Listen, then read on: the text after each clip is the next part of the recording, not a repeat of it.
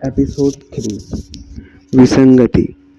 Electric eel, white पोक monster. लेकिन Adam ने उस राजसी प्राणी को देखते हुए बुदबुदाया जिसके शरीर से लगातार बिजली गिर रही थी। एडम एक साधारण व्हाइट बुक राक्षस से लड़ने के लिए तैयार था, लेकिन उसके सामने जो राक्षस था वह बिल्कुल वैसा नहीं था। यह इलेक्ट्रिक ईल या एनोमलस इलेक्ट्रिक ईल का एक अनोमली संस्करण था, और उस स्थिति में ताकत के मामले में यह रेड बुक के उन राक्षसों तक भी पहुंच सकता था। जो कुछ भी यह जीवन में एक बार मिलने वाला मौका है, कम से कम इसकी क्रिया देख सकता हूँ। मुझे इस बस बिजली के कभी कभार लगने वाले झटके और इन धक्कों से डरना है। एडम ने पूरे विसंगति में बिखरी बिजली के गोले को देखा। इलेक्ट्रिक ईल के लिए उनसे कोई खतरा नहीं था, लेकिन एडम के लिए एक झटका घातक हो सकता था। अपने विचारों को इकट्ठा करते हुए एडम पहाड़ी से नीचे की ओर बढ़ते हुए आगे की ओर भागा। उसे जल्दी करने की पड़ी हुई थी, क्योंकि जल्दी ही हर कोई यहाँ आ रहा होगा, और सिर्फ कुछ यादृच्छिक प्रेत नहीं, बल्कि पूरे दस्ते या यहाँ तक कि कारवां भी पास से गुजरेंगे। सामान्य तौर पर कालकृति प्राप्त करने के लिए एडम को बॉल लाइटनिंग से बचना होगा, असामान्य राक्षस को मारना था, और यह सब बहुत तेजी से करना था। कार्य कठिन था, और स्पष्ट रूप से एडम के पास बहुत कम संभावना थी। उसे स्वयं इसका एहसास था, लेकिन वे शून्य नहीं थे। भले ही वह 1 घंटे पहले ही फैंटम बन गया हो, उसका शरीर किसी भी इंसान से ज़्यादा मजबूत और तेज था। आखिरकार राक्षस का प्रारंभिक जीन इवोल्यूशन ट्री से जुड़ा था, जिससे मनुष्य को विकसित होने राक्षसों से लड़ने की अनुमति मिली थी। वाह! एडम ने विसंगति क्षेत्र में प्रवेश किया, और इलेक्ट्रिक ईल ने तुरंत अपना ध्यान उसकी ओर आकर्षित किया। अपनी पूंछ जमीन पर पटकने से पहले राक्षस एडम के ऊपर चढ़ गया। रेत की एक लहर एडम पर गिरी, जिससे उसे अपनी बाहों से खुद को ढकने के लिए मजबूर होना पड़ा। इलेक्ट्रिक ईल ने उसे आगे न जाने की चेतावनी दी। यह पहली और आखिरी चेतावनी थी, और एडम के पास पीछे हटने के अलावा केवल एक ही मौका था। अचानक एडम की आंखें बदल गईं, और उनके बीच सफ़ेद धागे दिखाई देने लगे, जो इवोल्यूशन ट्री की जड़ों की तरह लग रहे थे, क्योंकि उनकी नसें सूज गई थीं। इसके शरीर को देखते हुए मुझे जीतने के लिए केवल एक अच्छे आक्रमण की आवश्यकता होगी, एक अटैक और इसकी जान खत्म। लेकिन पहले मुझे इसे दिखाना होगा कि यह क्या कर सकता है। बॉल लाइटनिंग पर कड़ी नज़र रखते हुए एडम आगे की ओर दौड़ा। तथ्य यह है कि वे इसे अपना लक्ष्य बनाने के बजाय बस इधर-उधर घूम रहे थे। यह एडम के लिए एक बड़ा फायदा था। T T T T T R R R R के एडम के निर्णय से चिढ़कर इलेक्ट्रिक ईल ने एक अजीब सी कर्कश आवाज़ निकाली। फिर राक्षस जितना ऊंचा हो सकता था उड़ गया, और अपने शरीर के पास विद्युत निर्वहन इकट्ठा करने लगा। दिल की धड़कन में इंसान के लिए असंभव गति से बिजली की एक शक्तिशाली वोल्ट एडम पर बरसी। एडम की पुतलियां सिकुड़ गईं, क्योंकि वह आखिरी क्षण में उसके पीछे गिरी। बिजली से बचते हुए पीछे की ओर कूदा। शक्तिशाली विस्फोट ने रेत की लहरें उठा दी और एडम को एक तरफ फेंक दिया, और रेत की लाखों कण को छोटे कांच के क्रिस्टल में बदल दिया।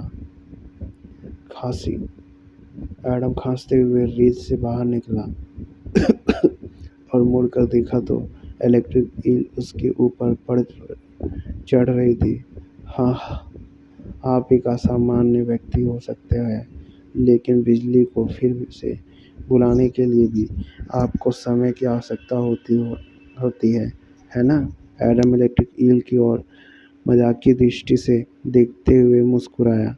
एडम सही था, राक्षस को आरोप लगाने के लिए समय की आवश्यकता थी। हालांकि खतरनाक मावा एक आदमी को मारने के लिए पर्याप्त थी।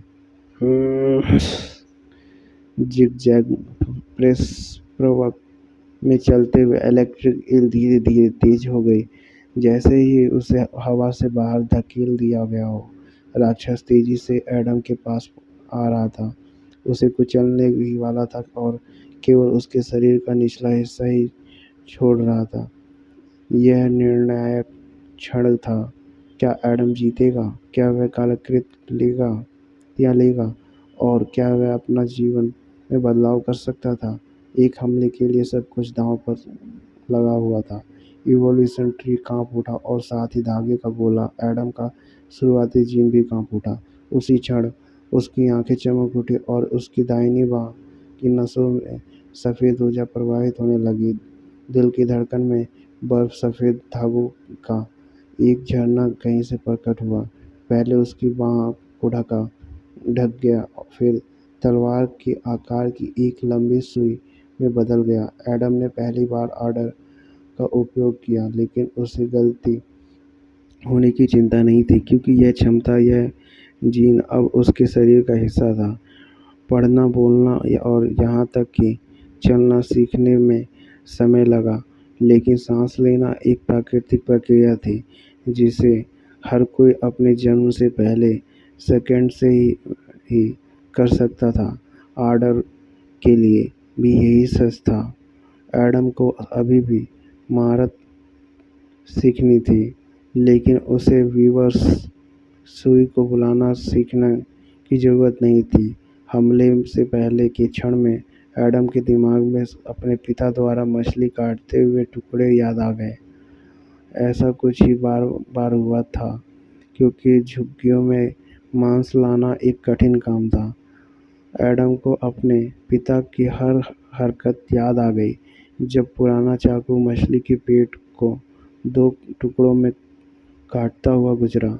सही है, कुछ भी जटिल नहीं है। मुझे खून और मांस के प्राणी को हराने के लिए आग चलाने और बिजली बुलाने की ज़रूरत नहीं है। एडम ने आगे बढ़ते हुए मन ही मन कहा, वाह! इलेक्ट्रिक ईल ठीक उसके ऊपरी से गुजरी। उसके बाल लहराए और अपने विशाल शरीर के पीछे से अनियमित रूप से बहती हवा का धाराएं के साथ रेत के किनारों की ओर उछला। अब एडम ने सुई घुमाई, उसे इलेक्ट्रिक ईल के गले में डाल दिया और आगे बढ़ गया। राक्षस के मांस को काट दिया और उसके पीठ को चीर दिया। इससे पहले कि इलेक्ट्रिक ईल कुछ समझ पाती, उसके खून से उसके चारों ओर की रेत भर गई, जबकि विशाल अंग एक-एक करके राक्षस के शरीर से बाहर गिर गए, जिससे वह जल्दी से गुमनामी में डूब गया। बम! इलेक्ट्रिक ईल कुछ सेकंड के लिए हिलते हुए जमीन पर पड़े, जब तक कि राक्षस की आंखें पूरी तरह से खाली नहीं हो गई। एडम ने राहत की सांस ली, जबकि सुई बर्फ सफ़ेद धागों में फड़फड़ाती हुई शून्य में गायब हो गई। मैंने यह किया। मैं उस विषम राक्षस को हराने में सक्षम था। एडम बुदबुदाया, फिर उसकी आंखें चौड़ी हो गई। ठीक है, मेरे पास बर्बाद करने के लिए कुछ समय नहीं है, पहले कलाकृति। एडम इतना उत्साहित था कि वह रिवॉल्व के साथ इलेक्ट्रिक ईल से जीन इकट्ठा करना पूरी तरह से भूल गया था। उसे केवल उस फॉल्स ऑर्ब को चुनने की परवाह थी, जो उसी स्थान पर था। पास में उड़ती बिजली की कई गेंदों में को चकमा देते हुए एडम अंततः फॉल्स ऑर्ब के पास पहुंचा। उसकी छड़ों के बीच विद्युत डिस्चार्ज चल रहा था। आखिरी बार चारों ओर देखते हुए एडम नीचे झुका, उस कालीकृत को उठाकर अपने साथ ले जाना चाहता था, ताकि वह उसे बीच सके और भाग्य बना सके। हालांकि जैसे ही एडम ने फॉल्स ऑर्ब को छुआ, उसके पूरे शरीर में एक शक्तिशाली बिजली का झटका लगा। उसका शरीर कांप सा गया, मानो उसकी आत्मा निकल गई हो, और वह बमुश्किल से होश में रह सका। लेकिन वह पीछे नहीं हटा, बल्कि आगे बढ़ गया, फॉल्स ऑर्ब को अपने हाथों में कसकर पकड़ लिया। चाहे इसके लिए मुझे कुछ भी कीमत चुकानी पड़े, मैं तुम्हें ले जाऊंगा, एडम ने कहा। जब उसकी आंखें इवोल्यूशन ट्री के सफ़ेद धागों या शाखाओं से भरी हुई चमक रही थी, फॉल्स और हिंसक रूप से कांपने लगा, मानो एडम की पकड़ से मुक्त होने की कोशिश कर रहा हो। लेकिन जैसे ही ऐसा हुआ, फॉल्स और नीले फ्लैश में एडम के साथ हाथ में से उड़ गया, उसकी छाती में प्रवेश कर गया और सीधे इवोल्यूशन ट्री की ओर बढ़ गया। कलाकृति इवोल्यूशन ट्री के बगल में उड़ गई, उसके चारों ओर ऐसे घूम रही थी जैसे कोई उपग्रह किसी ग्रह का चक्कर लगा रही हो। विद्युत निर्वहन के स्थानीयकृत बादल फॉल्स और पर संघनित हो गए, मानो अपना कुछ बायोस उस स्थान में ले जा रहे हों। इवोल्यूशन ट्री और प्राइमरी जीन ने कलाकृति को स्वीकार कर लिया। आपको अपनी पहली कलाकृति फॉल्स और प्राप्त हो गई है। इसके गुणों को प्राप्त करने के लिए विरूपण साक्ष्य को सक्रिय करें। क्या? नहीं नहीं नहीं, मैं इसे अवशोषित नहीं करना चाहता था। मैं कलाकृति को कैसे बाहर निकालूं? एडम ने उसकी छाती की ओर देखते हुए कहा। बहुत जल्दी हुई उसे एहसास हुआ कि उसने कितनी गलती की है। मलिन बस्तियों के नागरिक के रूप में एडम को बस यह नहीं पता था कि कलाकृति का शिकार कैसे होता है। वह उनके अस्तित्व और कीमत के बारे में जानता था, लेकिन इससे अधिक कुछ नहीं। एडम को कलाकृति को इकट्ठा करने के लिए विशेष कंटेनरों के बारे में नहीं पता था, ना ही कलाकृतियों को पीछे हटने से रोकने के लिए सुरक्षात्मक दस्ताने के बारे में। यह कलाकृतियाँ को अवशोषित किए बिना एकत्र करने का एकमात्र तरीका था, जो एक बड़ा जोखिम था, क्योंकि कलाकृतियाँ पूरी प्रणाली को आसानी से नष्ट कर सकती थी। नहीं, मेरा पैसा! एडम चिल्लाया, जमीन पर गिर गया और अपनी बाहें बगल की ओर फैलाकर आकाश की ओर देखने लगा। एपिसोड 3 विसंगति।